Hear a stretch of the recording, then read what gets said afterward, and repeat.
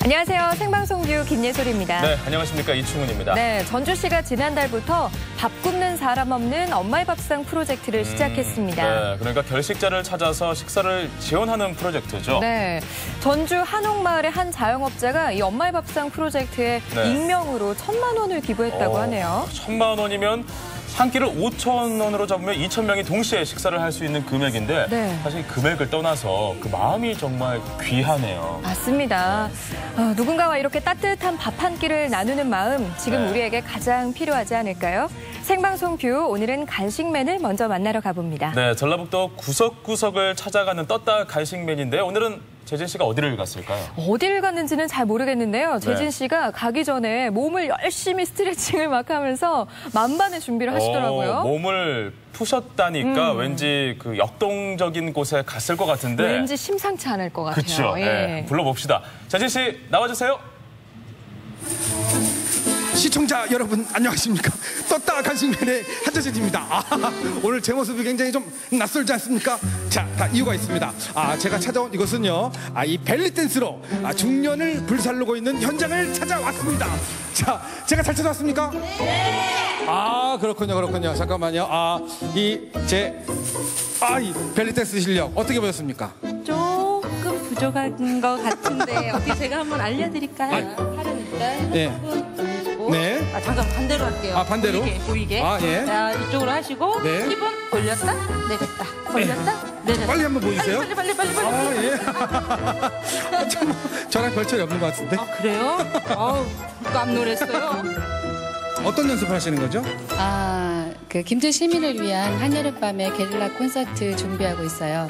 그렇군요. 이 한여름밤의 벨리댄스, 이 환상적인 벨리댄스 또 안 볼 수가 없습니다.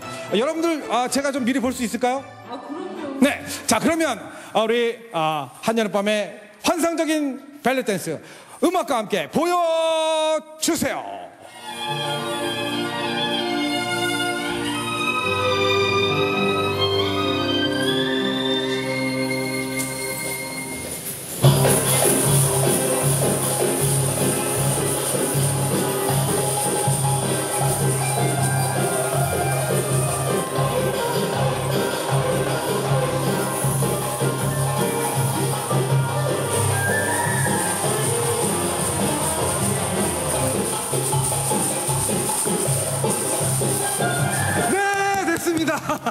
됐습니다. 여기까지만 보겠습니다. 정말 환상적입니다. 이 벨리댄스 하면서 이 벨리댄스의 좋은 점은 뭐가 있을까요? 다이어트도 좋고요. 몸매 교정하는 데도 좋고요. 변비 있으신 분 장운동을 해서 아주 좋으세요. 이거 장운동. 그렇군요. 정말 이 벨리댄스는 만병통치약인 것 같습니다. 그렇군요. 하루에 얼마 동안씩 이렇게 몇 시간씩 연습하세요? 기본 한 3시간 정도요. 이 공연을 준비하기 위해서? 그렇군요. 알겠습니다. 여러분들 너무 열심히 지금 땀 흘려서 공연을 준비하고 계신데 그래서 제가 여러분들 위해서 준비한 선물이 있습니다. 선물은 바로 간식입니다.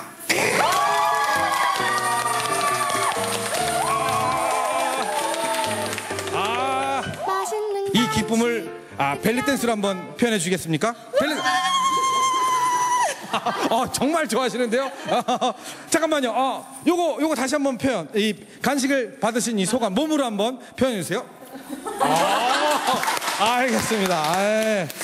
자, 근데 이 간식은요, 제가 가져온 게 아니고 한 달 전부터 저희 그 MBC에 신청하신 분이 계십니다. 혹시 누군지 아실까요? 모르겠는데 아직. 아직 잘 모르겠어요. 그럼 제가 힌트를 드리겠습니다. 이 벨리댄스계의 왕언니라고 불리는 분인데 왕언니 그러면 좀 생각나는 분이 있을까요? 예, 생각나는 분이 있죠. 그분이 정답인데 그분이 신청하신 분인데 누굴까요?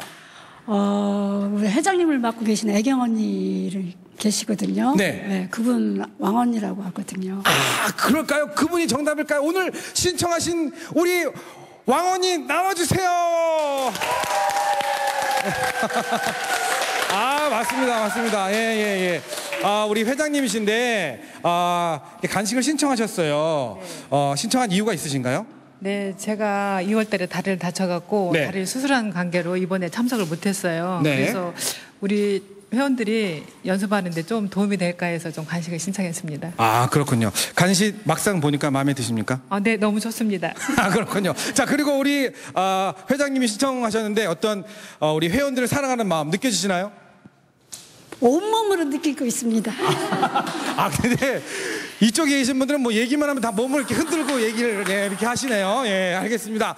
자, 그러면 지금부터 준비한 간식 캘리포니아 롤을 맛있게 드시면 되겠습니다. 오늘도 열심히 공연 준비를 하신 우리 여러분들 출출하실 텐데 많이 드시기 바라겠습니다.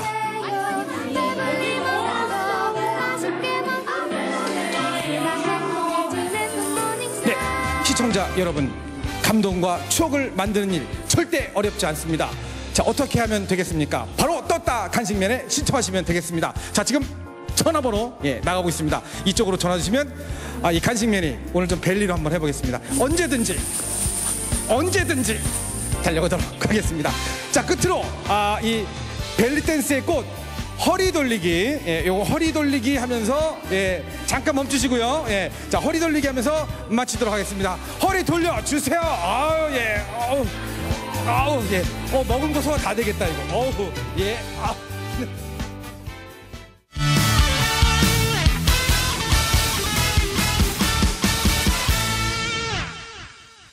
네, 뭐 오래전부터 한류 열풍의 대세 아니겠습니까? 그렇죠. 네. 뭐 K-팝은 물론이고요. 한국적인 정서, 한국의 맛까지 그렇죠. 우리의 문화가 전 세계인의 사랑을 받고 있죠. 근데 한복이 이 세계화되는 그 상상해 본 적 있어요? 상상이 잘 안 되는데요. 그렇죠. 파리쟁이 한복을 쫙 입어요.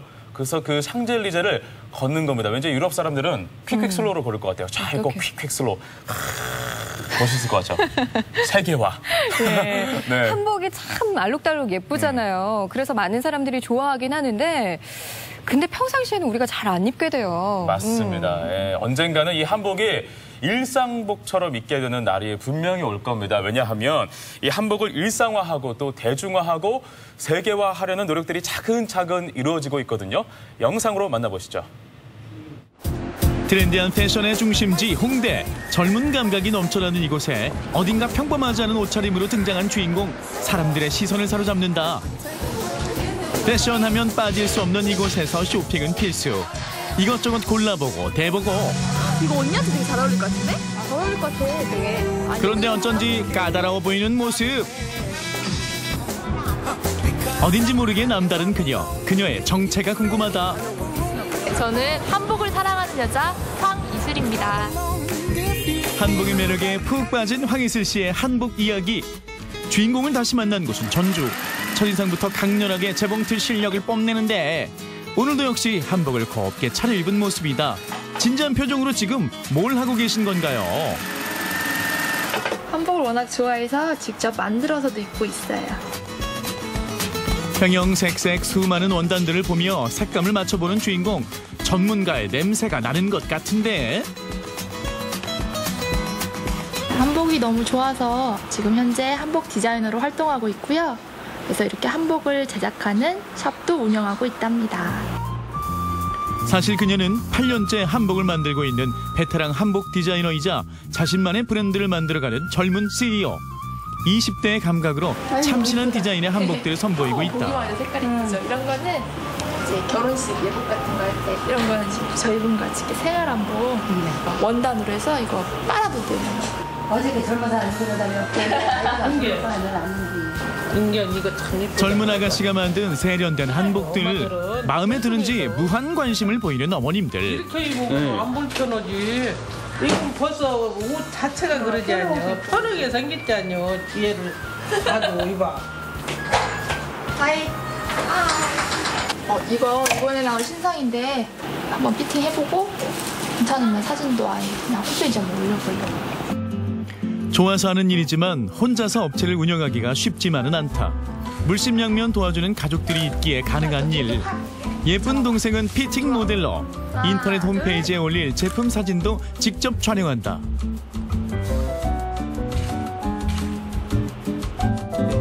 이렇게 직접 만든 한복과 직접 촬영한 사진들은 인터넷 쇼핑몰을 통해 해외에서까지 많은 소비자들에게 사랑받고 있다. 저의 한복의 한복의 주 타겟이 20대거든요. 그래서 젊은 한복, 조금 더 감각적이고 세련된 한복. 이런 한복들을 찾는 분들이 주로 온라인을 이용하시다 보니까 접근이 쉽게 하기 위해서 온라인 쇼핑몰을 생각하게 됐어요. 사실 산림 공무원을 꿈꾸며 진학했던 대학. 하지만 이내 전공과는 전혀 무관한 한복 디자이너로서의 길을 걷게 된 주인공. 한복을 처음 시작했던 게 20살 때인데 20살 때 제가 즐겨보던 만화가 궁이란 만화였어요. 그 만화 속에는 주인공이 그 한복을 입고 일상생활을 하는 거예요.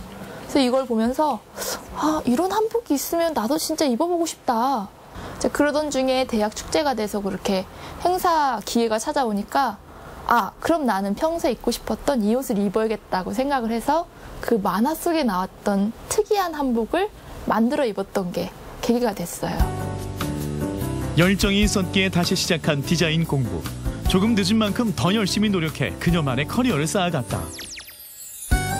우리 한복은 누가 입어도 입으면 입은 대로 보완하면서 이렇게 입을 수 있는 그런 자연스러우면서도 풍성한 맛이 있거든요. 또 한복은 문화가 담겨있는 옷이기 때문에 굉장히 가치가 또 있잖아요.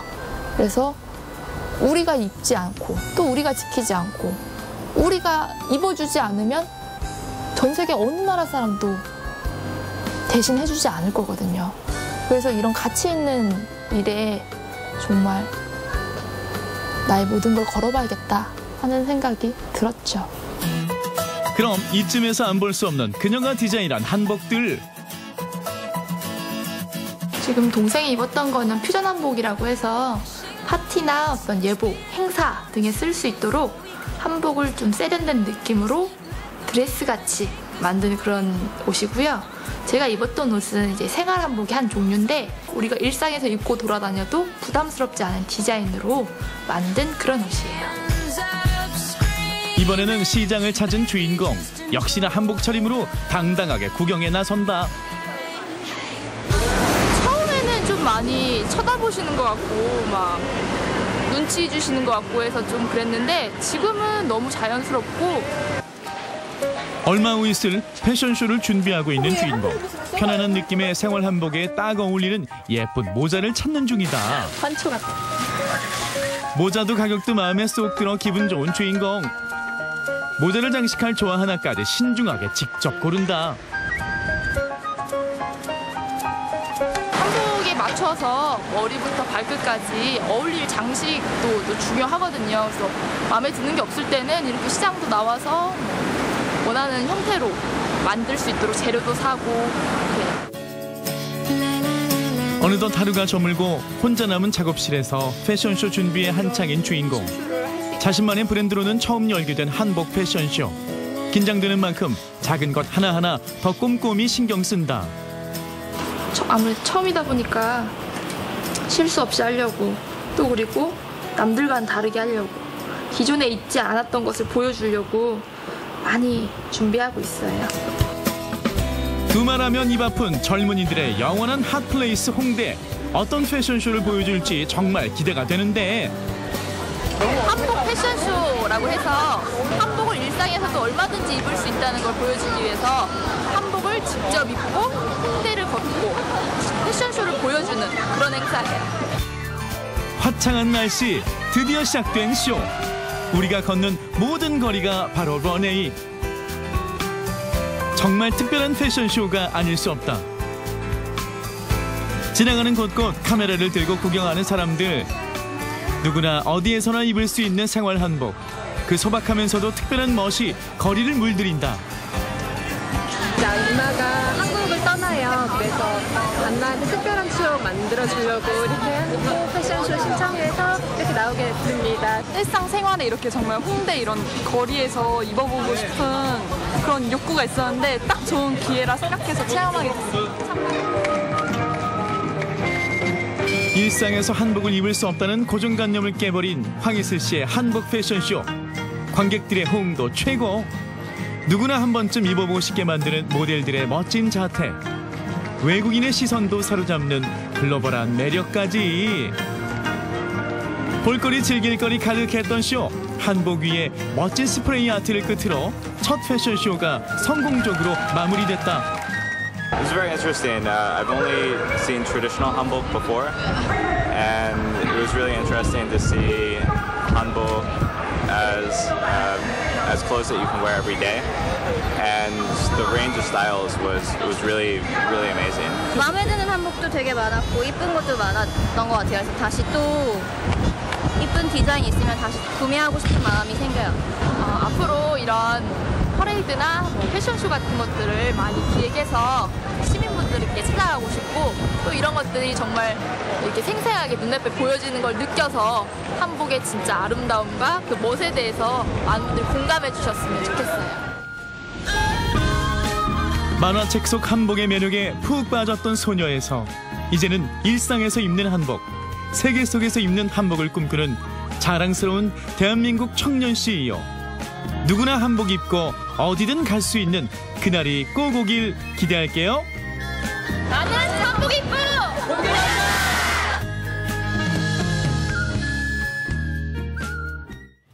야, 이렇게 젊고 예쁜 청년들이 우리 문화를 사랑하고 또 한복을 알리기 위해서 열심히 노력하는 모습 보니까요. 제가 다 뿌듯해지는 것 같아요. 저는 놀라웠던 점이 한복을 커플룩으로 입을 수 있다는 점도 참 놀라웠던 것 같아요. 기념일에 선물로 줘도 참 좋을 것 같아요. 네. 그 퓨전 한복은 참 화려하면서도 예쁜 것 같고요. 네. 또 생활 한복 중에서 저 마음에 딱 드는 거 발견했잖아요. 장바구니에 빨리 넣으세요. 저 곧 입고 나타나겠습니다.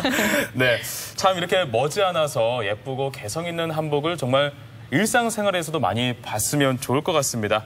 한복의 일상화 앞으로 기대를 많이 해봐도 좋을 것 같습니다.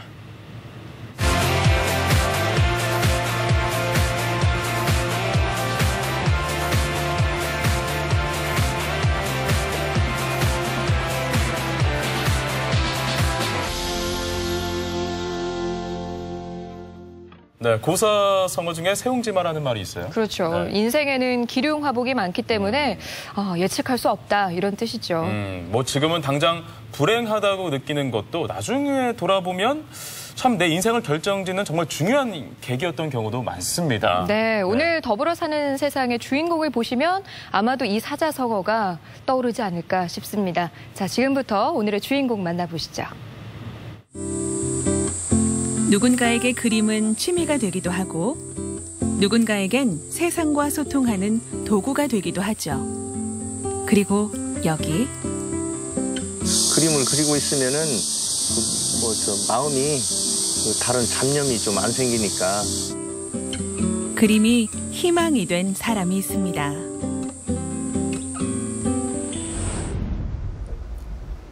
혜진 씨는 집에서 대부분의 시간을 컴퓨터 앞에서 보내는데요. 현재 전북 장애인 미술협회를 이끌고 있는 그는 장애인들이 함께하는 다양한 행사를 기획하고 준비하는 등 바쁜 일상을 보냅니다. 우리 미술교실 프로그램 컴퓨터로 이제 입력하고 그의 하루는 장애인들을 위한 미래를 설계하는 일로 짜여 있죠. 전주시 중화산동에 있는 다가산. 이곳은 혜진 씨에게 특별한 곳입니다. 저한테는 좀 아픔이 있는 곳으로 이렇게 기억이 됩니다. 즐거운 것도 많이 있었지만은 인생의 어떤 전환점이 이렇게 되었다고 할까요? 혜진 씨의 운명을 갈랐던 1969년 11월 26일. 당시 고등학생이었던 혜진 씨는 그림을 그리기 위해 다가산에 올랐다 그만 추락하고 말았습니다. 하반신을 쓸 수 없게 된 혜진 씨는 그 후 9년간 세상과 자신을 증오하며 살아야 했죠. 그때가 제가 이제 하찮은 사춘기 때였고 다른 친구들은 이제 활발하게 이렇게 한참 이렇게 많이 이렇게 돌아다니고 이상적인 꿈도 꾸고 이제 그럴 때 아닙니까? 정말 신이 있다면은 저 왜 이렇게 인생이 이렇게 달라질까?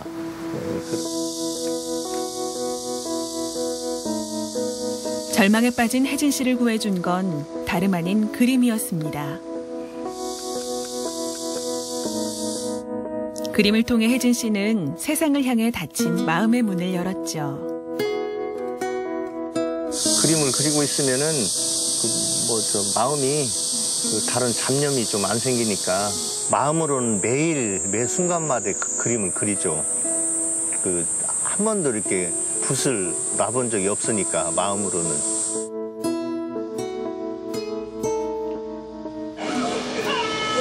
이날 장애인과 비장애인이 함께하는 미술교실이 열렸습니다. 이곳에서는 굳이 장애인과 비장애인이라는 구분이 없어도 자연스럽게 수업이 진행되는데요. 장애인과 비장애인 사이에 울타리가 없는 문화 공동체. 이것은 혜진 씨의 오랜 꿈이었죠.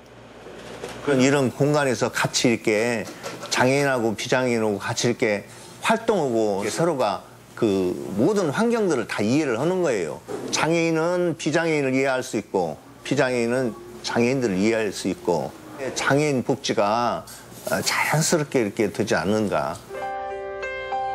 이곳에 모인 장애인들은 혜진 씨가 그랬던 것처럼 그림을 통해 치유받고 자신의 상처를 인정하기 시작했습니다. 휠체어를 한 2년 전에 타게 됐는데 내 자신이 좀 초라한 그런 거를 내 자신이 느끼게 되더라고요. 그래서 나만의 시간과 내가 이렇게 표현할 수 있는 이런 걸 좀 해봐야 되겠다는 생각을 했어요. 그렇게 하고 있으면 내가 중도 장애인이라는 것도 잊어버리고 올 수 있고, 근데 우선 제 사회적으로 복귀가 가능하고 심리적인 치료도 가능하고. 비록 장애를 가지고 있지만 자신이 직접 뭔가를 할 수 있다는 자신감이야말로 이들이 받은 가장 큰 선물입니다. 남에게 베풀고 진짜 내가 살고 있다는 그런 느낌이 들어요. 다른 데 가서는 스트레스 받고 그럴지라도 미술교실 일단 오면은 내가 살아가고 있구나. 사람이 되어가고 있구나. 맞아봐라. 서점예 씨가 자신이 그린 그림을 한 점 보여줍니다. 주로 이렇게 풍선이 들어와 있잖아요. 걔가 지금 변을 보고 있잖아요. 배변을 못했을 때 얼마나 힘든가.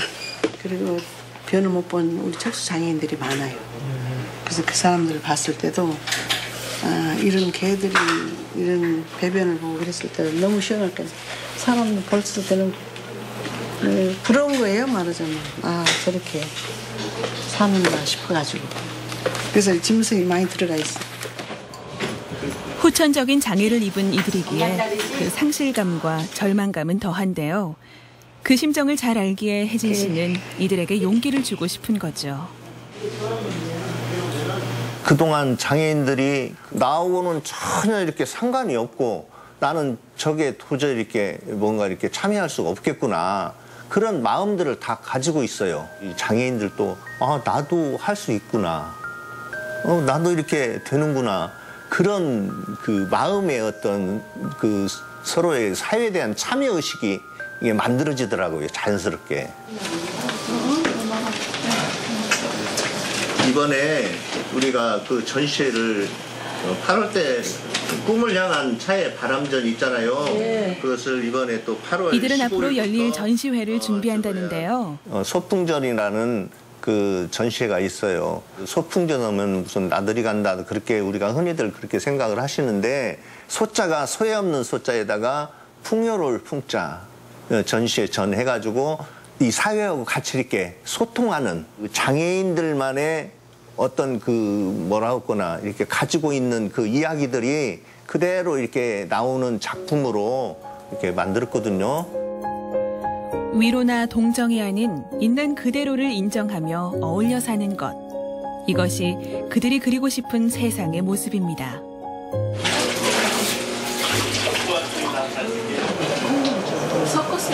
함께 그림도 그리고 밥도 만들어 먹고 이들은 한 단체의 회원이라기보다 마치 가족과 같은데요. 서로의 아픔과 상처를 누구보다 잘 아는 이들. 어느새 식성도 표정도 닮아가고 있습니다. 영남 내일이나 보러 가려고. 장애인들끼리 모이면 또 불편한 게 많잖아요. 그러니까 비장애인들이 나와서 같이 많이 도와주고 또 협조해주고 그런 것들. 지나다 보니까요. 그분들이 굉장히 건강한 정신을 가지고 있고 활동력이 되게 많으시더라고요. 여러 일을 하시면서. 그래서 점점점 이제 못 느껴요. 그분들이 장애인이라는 거 못 느껴요.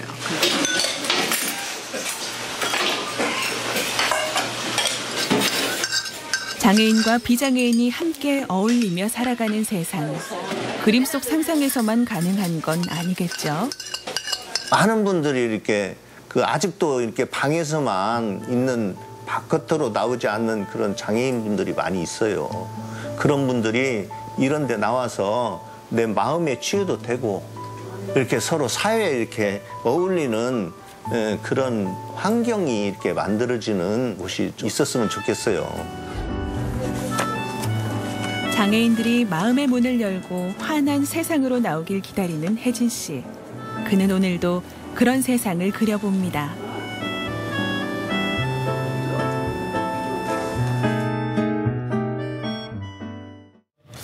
네, 정말 희망을 잃지 않고 장애인들에게 이렇게 희망을 심어주고 있는, 또 꿈을 심어주고 있는 혜진 씨를 보니까 참 대단하네요. 네, 화면 중간에 회원분들의 인터뷰가 나왔었는데요. 네.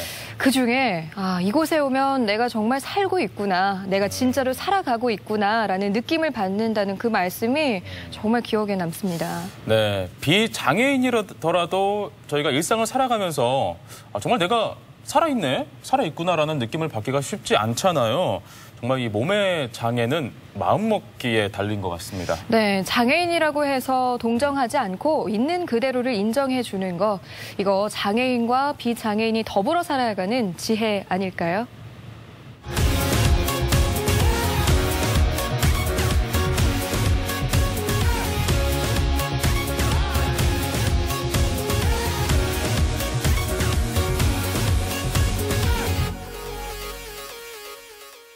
네, 지난 4월이었죠. 많은 생명을 앗아간 세월호 사건 이후에 안전에 대한 시민의식이 많이 바뀌었습니다. 네, 그런데 아직도 이 크고 작은 안전사고들이 끊이지 않고 있습니다. 네, 그런데 내가 살고 있는 집이 흔들린다면 얼마나 불안할까요? 그렇죠. 익산의 한 아파트 이야기인데요. 이 부실공사 때문에 주민들이 늘 불안에 떨며 살고 있다고 합니다. 어떻게 된 이야기인지 자세한 이야기 오늘 현장 속으로 해서 확인해 보시죠. 무너지고 갈라지고 깨진 흔적이 난무한 이 아파트. 과연 무슨 일이 있는 걸까요? 여기 베란다에 문도 딱, 이 천장이 딱 닿아가지고 문도 안 열려. 곰팡이가 끊이질 않아, 365일. 이 아파트 주민들은 오늘도 불안에 떨고 있습니다.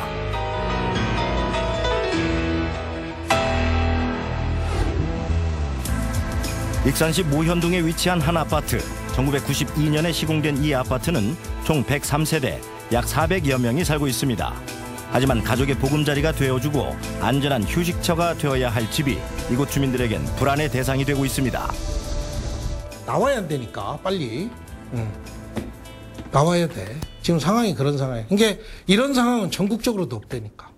재난관리 시스템이라 해가지고 쭉 나와 있어요. 나와 있는데 재난위험 유형 분결해서 관리를 하고 있어요. 2005년도에 구조진단에서 용역보고서 나왔는데 안전성평가 2등급으로 나와 있어요. 지난 2005년 주민들 자체적으로 실시한 정밀 안전 진단 결과 최하위인 2등급 평가를 받은 아파트. 판정 이후 그 어떤 보수나 보강도 이루어지지 않아 주민들의 불안감은 극에 달해 있습니다. 7월 31일 날 고장났어요.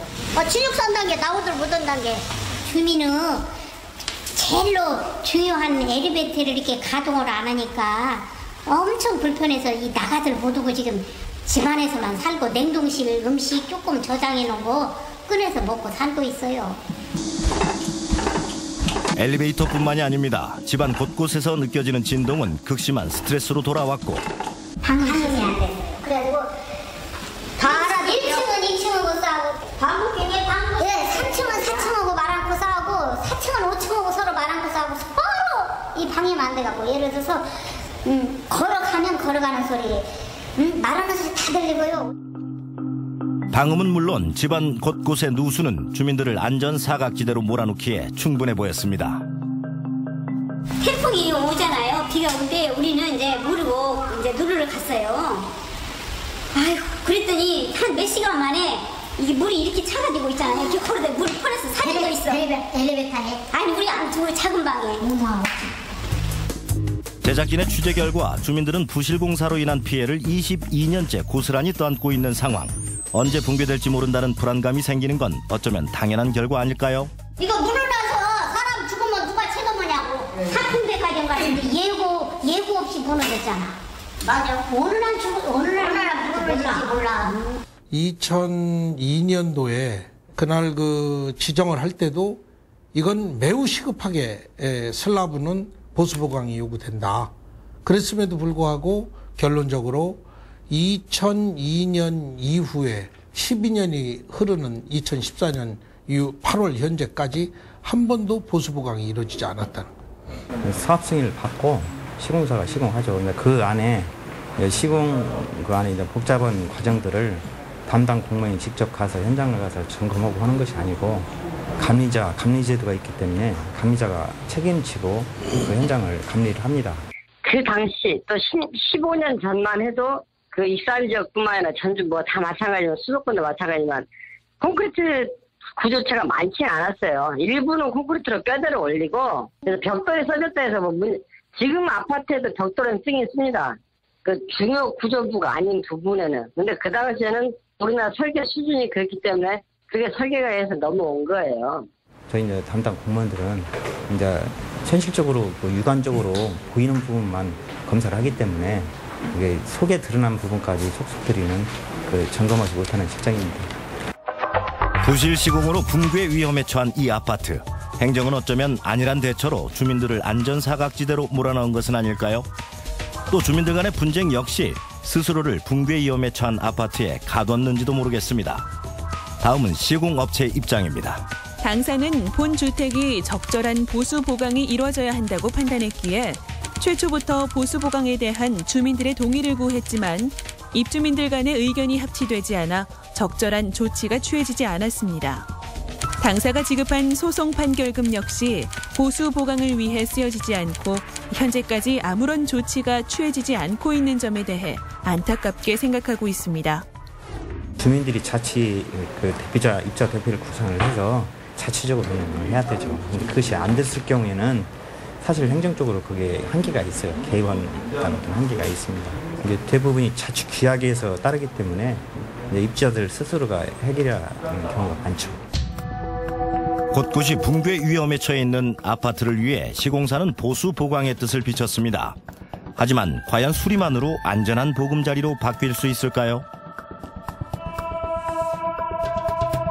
지금 구조적으로 문제되는 타입은 두 타입입니다. 실질적으로. 그 슬라브가 처지고 하는 그 보가 빠졌다 이렇게 적용되는 타입은 두 타입이고요. 네.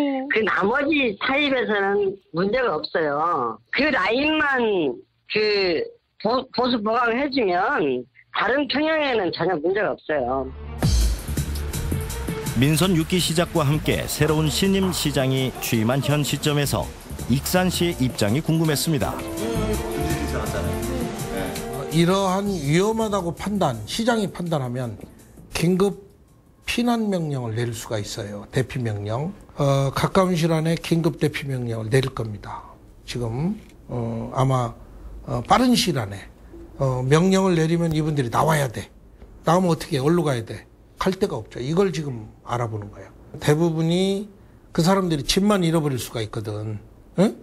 돈을 더 내라 그러니까. 그래서 행정만이 할 수 있다라고 하는 이유가 그거야. 쉽게 말해서 그분들을 부담을 안 가는 범위 내에서 내가 지금 도와주려고 그러는 거지. 하지만 이 주민 대책, 이주 대책이 예산이 들어가는 입장이기 때문에 그게 쉽지 않을 것으로 제가 생각하기는 그렇게 생각합니다. 그리고 시의원, 의원의 한 사람으로서도 그 모든 예산은 시장이 마음대로 쓸 수가 없는 것인데 그 마음은 좋지만은 마음가짐은 좋지만 그렇게 할 수 있을까? 추진을 하는 부분들이 주민들이 예를 들어서 현실적이어야 된다는 거죠. 그러니까 재개발하면은 입주민들은 좋은 거죠. 기업이라는 게 이윤을 추구로 하는 회사인데 과연 이게 타당성 있냐? 좁은 부지의 이 한동 세대수를 가지고 건설회사에서 과연 재개발할 투자를 할 수가 있냐, 이게 안 한다는 얘기죠. 현실적이지도 않는 걸 가지고 주민들한테 설득을 한다. 안 되는 거죠. 각종 안전사고에 노출될 때마다 대두되는 국민들의 안전 불감증. 이 아파트 주민들은 오늘도 극심한 불안에 시달리고 있습니다. 사고는 예고 없이 찾아오는 법. 빠른 시일이 아닌 지금 당장 주민들을 위한 행정적 지원이 절실해 보입니다.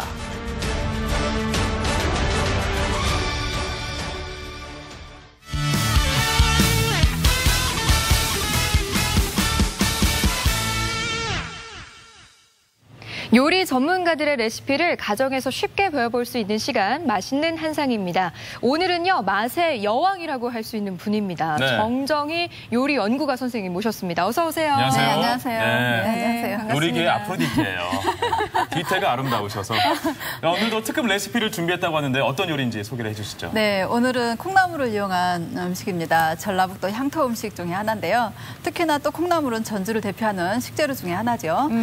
근데 이 콩나물은 또 언제나 사시사철 밥상에 오르는 국민 반찬이기도 하고요. 네. 이 콩나물을 전통적인 조리법에 의해서 만들었습니다. 콩나물 지하고 콩나물 짠지 이렇게 두 가지 소개하겠습니다. 콩나물 지, 콩나물 짠지, 지라고 계속 얘기하시는 거 보니까 이게 김치의 한 종류인 것 같은데요. 맞습니다. 예, 우리 지역에서는 김치를 지라고 이렇게 표현을 하는데요. 네. 액젓하고 고춧가루를 넣어서 김치처럼 만들었다 해서 콩나물 지, 그리고 짠지는 간장에 이렇게 국물 없이 바짝 졸여집니다. 그래서 자, 짠지. 콩나물로 만든 향토 음식입니다. 네. 레시피를 영상으로 만나보시죠. 네, 이제 콩나물하고 당근, 실파, 오이 이런 것들이 준비가 됐습니다. 콩나물지 재료입니다. 먼저 콩나물을 이렇게 머리꼬리를 떼어서 이렇게 데쳐주게 되는데요. 네. 콩나물에서 가장 중요한 게 냄새 없이 데치는 게 가장 중요하겠죠. 그래서 이 냄새를 이렇게 콩나물의 비린내를 제거하는 방법 중에 하나가 끓는 물에 뚜껑을 열고 조리하는 거나 네. 아니면 식용유를 한두 방울 떨어뜨리는 것도 방법 중에 하나예요. 식용유를 넣어도 냄새가 제거가 되네요. 네, 이 지방은 그 냄새를 흡착하는 그런 기능이 있기 때문에 그렇습니다. 콩나물이 좀 통통한 것 같아요. 네, 콩나물 지에 들어가는 건 조금 통통한 것을 이용하시면 좋고요. 네. 그래서 물에 한번 헹궈주시고, 네, 무나 당근은 이렇게 채로 썰어줍니다. 예. 약간 도톰하게 써는 게 좋아요. 네. 콩나물에 굵기와 좀 비슷하게 썰어도 되겠네요. 그래도 좋죠. 그렇게 오이도 해서 썰었고요. 파도 소금에 썰어주고. 이제 네. 절궈주는 것 또한 요령 중에 하나입니다. 소금에 절궈져야 나중에 물기가 안 생기지 않아서 김치를 좀 오래 두고 드실 수가 있습니다. 네. 지금은 이제 고춧가루하고 액젓을 넣어서 김치 양념을 만드는 과정입니다. 네. 여기에 이제 우리가 소금에 절궈서 물기를 딱 제거한 오이라든가 당근, 무, 그리고 마지막으로 데쳐서 준비한 콩나물을 넣게 됩니다. 네. 김치 담그는 거랑 똑같아요. 똑같나요? 네. 네. 배추 대신 이제 콩나물만 들어가는. 그렇게 해서 버무리면 끝나는 거죠. 그렇죠. 자, 이번에는 콩나물 짠지 알아볼게요. 네, 콩나물하고 여기는 간장이 주가 되겠습니다. 콩나물 짠지는 좀 아까하고는 조금 다르죠? 꼬들꼬들하고 얘는 좀 길이가 좀 짧은 것이 좋습니다. 네, 자 재료가 준비가 됐고요. 이제 다듬는 과정부터 먼저 보겠습니다. 네, 여기에 들어가는 것은 양파를 채로 썰고요. 예. 실파는 이렇게 뭐 4내지 5cm 정도 썰어주시고 마늘은 편으로 썰어주시면 되겠습니다. 네, 지금이 중요해요. 지금 제가 냄비에 콩나물을 넣고 들기름을 잔뜩 부어주시고요. 물을 아주 소량 넣었어요. 네. 지금 콩나물에 비해서 뭐 굉장히 적은, 지금 바닥에 물이 안 보일 정도로 네. 물을 넣어주는 것이 바로 이 콩나물 짠지의 포인트가 됩니다. 짠지는 데치는 게 아니라 볶는 거군요. 네네. 들기름에 볶아서 물을 아주 소량 넣어서 뚜껑을 덮고 약한 불에서 익히셔야 됩니다. 그래야 네. 자체적인 물이 나오고요. 여기에서 이제 간장을 넣고 네. 굉장히 독특하네요. 고춧가루를 넣어주셔서 또 뚜껑을 덮고 살짝만 익혀주시면 되겠습니다. 굉장히 간단한데요? 네. 아삭아삭한 식감에 매콤함이 더해진 콩나물지 완전 별미일 것 같은데요. 정말 글씨만큼 고소하고 짭조름할 것 같습니다. 네, 짭짤합니다. 네. 제가 그동안 뭐 콩나물국, 콩나물 무침만 알았는데 저런 요리도 가능하군요. 네, 콩나물로 만든 두 가지 향토 음식 잠시 후에 저희가 직접 맛보도록 하겠습니다. 네, 지금 영상으로 저희가 완성된 작품을 보고 있는데요. 저는 그러니까 어렸을 때 부모님께서 콩나물을 많이 먹어야 키가 자란다고 해서 정말 저는 라면처럼 먹었어요. 콩나물을 호로록 먹었는데 그 기억이 좀 납니다. 아, 그래요. 자, 저렴하고 영양가도 높은데 어느 요리로도 응용할 수 있기 때문에 정말 국민 식재료라고 부를 수 있을 것 같은데요. 네. 오늘 그 국민 식재료인 콩나물이 전국의 향토 음식으로 변신을 했습니다. 네. 자, 콩나물지와 콩나물 짠지 제가 먼저 먹어보도록 할 텐데요. 제 앞에 있는 게 콩나물 짠지, 콩나물지죠. 김치죠. 김치죠. 쌓여 있는 게 뭐예요? 라이스 페이퍼요. 좀 김치라서 혹시 국물이 흐를까봐 이제 좀 드시기 편리하라고 라이스 페이퍼에 썼는데 뭐 다른 음식으로 이렇게 응용이 가능합니다. 한번 드셔보시고요. 근데 제가 듣기로 이 콩나물지가 예전에는 잔치 음식으로 쓰였다고. 그렇죠. 들었어요. 네.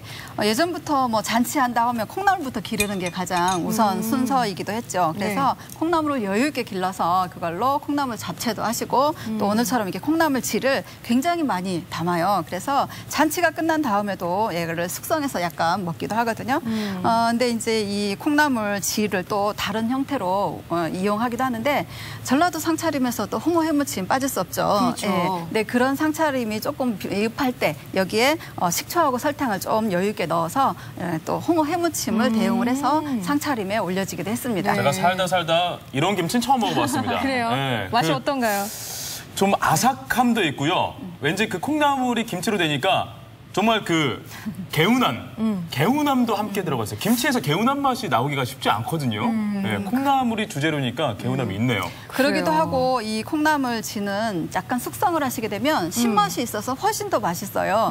약간 수분이 빠지면서 약간 좀 쫄깃쫄깃해지기도 하거든요. 그렇게 해서 조금 숙성시켜서 먹는 것도 방법 중에 하나예요. 숙성시켜서? 네. 그런 경우 숙성시키면 더 맛있을 것 같기도 하네요. 일반 김치보다 숙성하는 기간은 좀 짧을 수 있겠지만은 일반 김치보다는 오래 저장은 하기는 어렵지만 뭐 일주일 정도 사이를 두고 먹을 수 있는 음식이에요. 아, 저는 지금 뭐라고 말씀하시는지 머릿속에 하나도 안 들어요. 앞에 음식이 있어서. 그렇죠? 네네. 빨리 먹어보고 싶었는데요. 제가 그러면 콩나물 짠지를 한번 먹어보도록 하겠습니다. 저는 사실 고기가 없으면 별로 그렇게 좋아하지는 않는데 예, 이 콩나물 짠지에는 또 밥도 함께 이렇게 센스 있게 예쁘게 밥을 좀 준비해 주셨어요. 그래서 제가 드셔보세요. 네, 콩나물 짠지를 한번 먹어보도록 하겠습니다. 그 짠지라는 단어에서 왠지 이거 전라고구마에 전라도 느낌이 물씬 풍깁니다. 네, 맞아요. 저는 이 짠지라는 이름 자체가 너무 예뻐요. 귀여워요. 네, 그리고도 하고 할머니의 그런 정감이 좀 느껴지는 그런 음식 이름이죠. 근데 이 짠지라는 것은 간장이나 이런 장류에 바짝 졸여지는 것을 짠지라고 하는데 콩짠지, 멸치짠지 들어보셨죠? 근데 요즘에 좀 사라졌어요. 그래서 짠지의 그 메뉴에 맞게 또 음식들을 좀 해서 드셨으면 좋겠다는 이런 생각이 들어요. 어때요? 정말 이걸 도시락으로 이렇게 싸주셔도 괜찮을 것 같아요. 이게 고급이죠. 정말 말 그대로 밥하고 김치만 있는 건데도 이렇게 싸주시면 저 그냥 밥 몇 끼는 먹을 밥도둑인데요, 이거. 그렇죠. 그냥도 밥을 몇 개 드시는데 짠지가 있다면 더 많이 먹을 수 있을 것 같은. 정말 콩나물의 그 아삭아삭한 식감도 함께 느껴지고 또 들기름을 넣었잖아요. 그래서 그 고소한 향까지 더해지니까 야, 이거 정말 별미네요. 콩나물이 사실 구하기 굉장히 쉬운 재료예요. 그동안 저희가 콩나물 무침, 콩나물 국으로만 재료를 사용했다면 정말 이렇게도 다양한 변신이 가능하다는 걸 오늘 배웠습니다. 사실 콩나물은 그 어른들에게 좀 해장으로 많이 사용하고 숙취 해소용으로 많이 사용하는데 이렇게 먹어도 그런 효과를 좀 누릴 수 있을까요? 그렇죠. 특히 아까 지금 콩나물 짠지에서 정말 중요한 거 하나 제가 소개하려고 했었던 내용이 있어요. 들기름으로 볶는 거예요. 네. 요즘에는 참기름 많이들 활용하시는데 예전에는 나물이라든가 조림, 볶음 이런 데에 주로 들기름을 많이 사용했습니다. 근데 이 들기름의 향이 단순히 뭐 볶는 데만 활용이 되는 게 아니라 향이 콩나물에 비린내를 제거하는 데도 효과적이어서 콩나물 짠지에는 꼭 들기름이 들어가야 됩니다. 콩나물의 그 비린 맛이 싫어서 비린 향이 싫어서 콩나물 싫다 하셨던 분들은 콩나물 짠지 들기름 이렇게 많이 부어가지고 드셔보시는 것도 괜찮을 것 같아요. 저는 한 가지 또 궁금한 게 하나 있는데요. 이 콩나물치 만들었을 때 콩을 다 이렇게 제거하잖아요. 그 콩은 어디에다 써요? 그러네요. 그것도 궁금한데요. 예전에 한번 활용을 한 적이 있는데요. 갈아가지고 두부 같이 이게 전을 해서 먹은 적이 있어요. 네, 괜찮아요.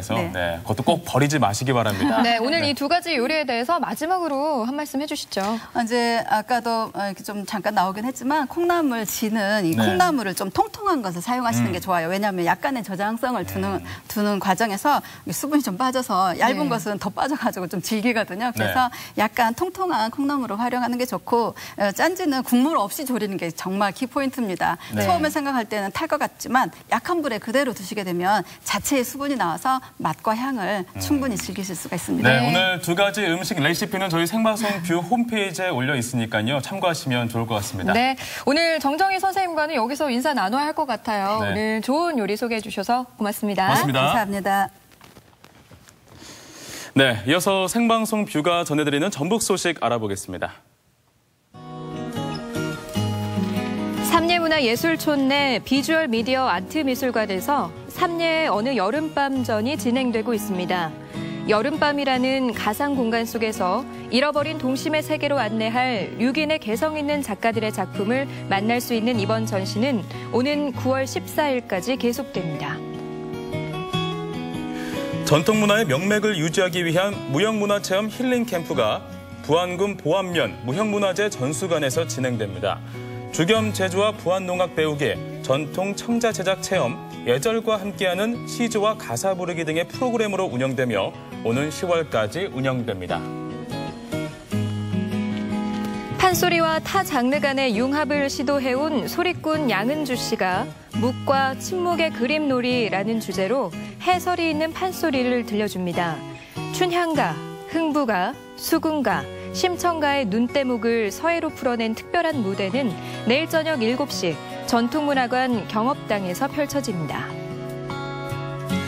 동화와 영화 등으로 잘 알려진 이상한 나라의 앨리스가 댄스와 뮤지컬이 결합된 장르인 댄스컬로 재탄생됩니다. 내일부터 이번 주 토요일까지 우진문화공간 예술극장에서 진행되는 댄스컬 판타스틱 앨리스는 평일 오후 7시 30분, 토요일은 오후 2시, 5시에 각각 만나볼 수 있습니다. 요즘 영화 명량의 인기가 아주 뜨거운데요. 이 영화 명량이 1000만 관객을 돌파하면서 더불어 이순신 장군에 대한 관심과 이 사랑도 높아지고 있다고 합니다. 저는 그 촬영을 부안에서도 일부 이루어졌다고 하니까 더 애착이 가는 것 같아요. 네, 정치인들도 영화 관람에 동참했다고 하는데요. 영화 명량이 이렇게 인기를 끄는 이유가 뭘까요? 자, 이순신 장군의 글을 쓰고 수결, 지금의 사인이죠. 이 사인을 한 후에 항상 일심이라는 말을 적었다고 합니다. 네, 공직자로서의 사심을 버리고 오직 나라와 백성만을 위해서 한 마음을 지키겠다. 뭐 이런 뜻이겠죠. 이 일심이 바로 우리가 흠모하는 이유일 것 같네요. 네. 생방송 뷰는 다음 주에 다시 오겠습니다. 고맙습니다.